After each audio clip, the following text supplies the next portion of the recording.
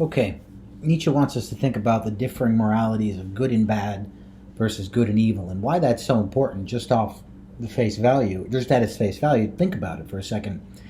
If you say someone's bad, that's one thing, but if you say they're evil, that gives you permission for something, namely hatred.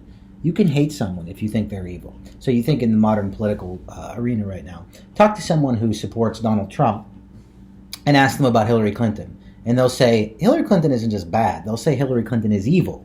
Or talk to someone on the left who supports the Democratic Party and say to them, I don't think Donald Trump is evil. I just think he's bad. They'll say, no, he's evil. In other words, there's something about demonizing or calling someone evil that gives us permission to hate them. And Nietzsche is very interested in this morality of good and evil. And just we could say right off the bat, a morality that sees the world in terms of good and evil permits hatred. Whereas he thinks the morality of strength is more clueless. It's someone who's a winner. You want to think of a jock or something, someone who just is carefree and is just noble. And he calls this a warrior spirit in section 7 and 6. That is someone who's just living life carefree, a free spirit, who has no cares, and very rarely will he or she even take notice of those beneath them. Yeah, they're bad because they're unnoble or non-aristocratic or unaristocratic, but really the warrior master morality represents a kind of will to power in the affirmation, a yes to life, and a kind of ignoring of anything beneath it. Whereas the opposite, people without power are very, very much aware of those with power. And this is what Nietzsche calls the slave revolt in morality, where morality begins to develop out of the perspective of weakness, which demonizes those with power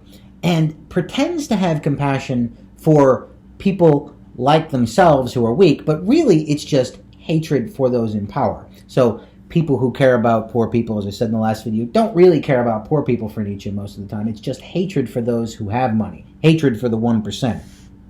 Okay?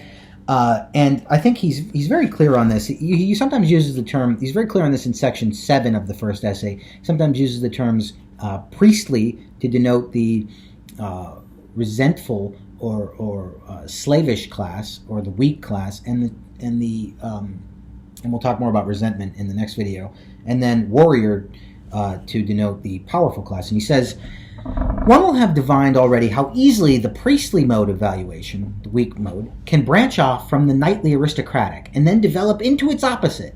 That is particularly likely when the priestly caste and the warrior caste are in jealous opposition to one another and are unwilling to come to terms. The knightly aristocratic value judgments presupposed a powerful physicality, a flourishing, abundant, even overflowing health, together with that which serves to preserve it. War, adventure, hunting, dancing, war games, and in general all that involves vigorous, free, joyful activity. The priestly noble mode of valuation presupposes, we have seen, other things.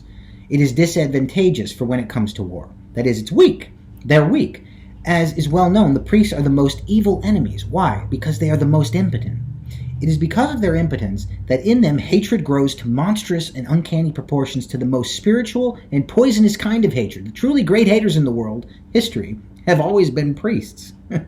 Likewise, the most ingenious haters. Okay, so what Nietzsche is saying here, if we were we could summarize this, is we could take, so yeah, he's giving us a genealogy, a narrative of how morality develops, one out of strength, one out of weakness, and the impotent or weak people create these values out of hatred. But think about, how can we apply this to ourselves? Think about this. Whenever you hate someone, Nietzsche wants us to say, when we hate people, when we demonize people, we have to call them evil. When we call them evil, it's because they pose a threat to us. Okay, think about this in Darwinian terms. If we hate people, it's because they threaten us. Or if someone hates you for no reason, it's because they threaten you. In one of my favorite passages in the New Testament, where they explain why Jesus was being crucified, it says basically Pilate realized that Jesus was being handed over because of envy. That is, because of hatred. They hated me without cause, Jesus says.